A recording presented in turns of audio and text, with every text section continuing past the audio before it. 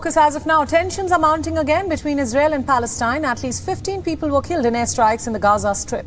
This includes a Palestinian Islamic Jihad commander and a child. At least 55 other people have been wounded in the strikes. The Gaza-based Islamic Jihad group has vowed to hit back by bombing central Israel. The Palestine Islamic Jihad is blacklisted as a terrorist organization by both the European Union and the United States.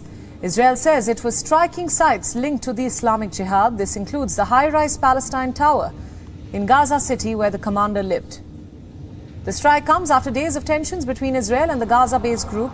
Earlier, Israel arrested 2 senior Islamic Jihad members in the occupied West Bank. The strikes come 4 days after Israel closed its 2 border crossings with Gaza. It also restricted the movement of Israeli civilians living near the border. WION's Jody Cohen reports from a bomb shelter in Ra'anana. Listen in.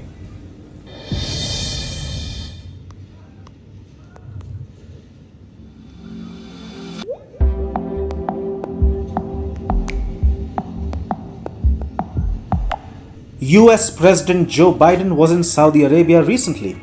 His prime objective? To get the powerful OPEC cartel to increase its oil output so that global crude prices could be lowered.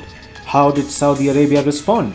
It told Joe Biden that any decision to raise oil output will be taken by OPEC Plus collectively as an organization. Now, what is OPEC Plus? It's basically OPEC plus Russia. That should tell you how things are going to pan out for the Biden administration in August.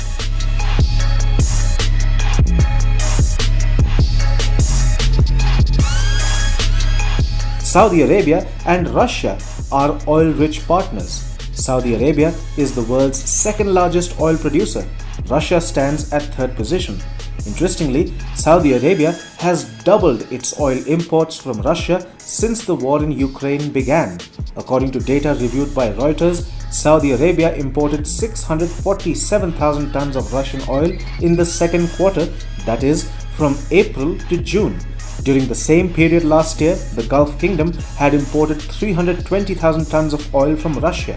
In fact, Russian oil, which earlier used to go into Europe, is now finding its way into the Middle East. As of June, Russian fuel exports to the Middle East had reached 155,000 barrels per day. In July, the number climbed up to 220,000 barrels per day.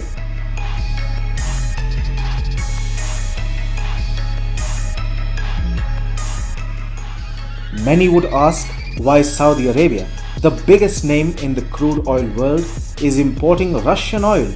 If Riyadh is to be believed, the hike in oil imports from Russia has a lot to do with power generation in the Gulf Kingdom.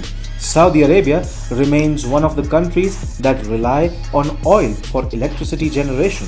So, here's what's happening.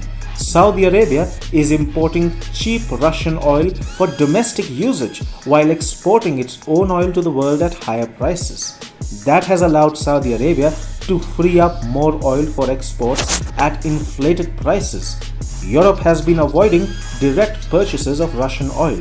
According to Bloomberg, Europe's Russian oil imports slipped by 30% between February and June. Europe has been So, Israel, as I said a couple days ago, keep your eye on them as we look at the dragon surrounding Taiwan. And I said, don't forget about Israel and Ishmael. And here they are.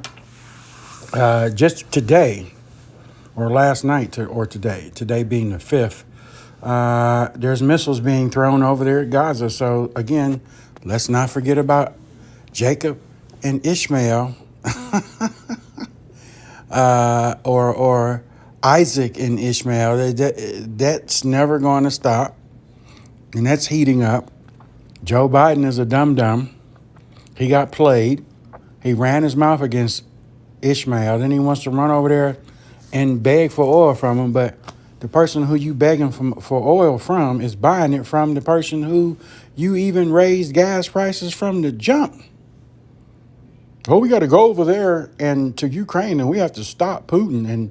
But yet Putin is selling oil to Ishmael. Ishmael turns around and sells it at a higher price. That's just good business. I'm sorry. That's just good business. And they know Biden and this country is dumb enough, weak enough to fall for it. So I wanted to put this little tidbit of info out. This is 2 weeks ago about the oil, but the Israel deal in Gaza, that's recent. I was just on a live YouTube stream watching them shoot missiles up.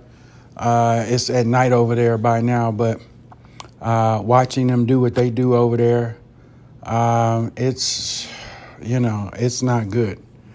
On top of everything else that's going on. Well, it depends on your perspective, as I said in the video earlier, the 45-minute video earlier about when we see these things approaching, Matthew 24, we should be excited.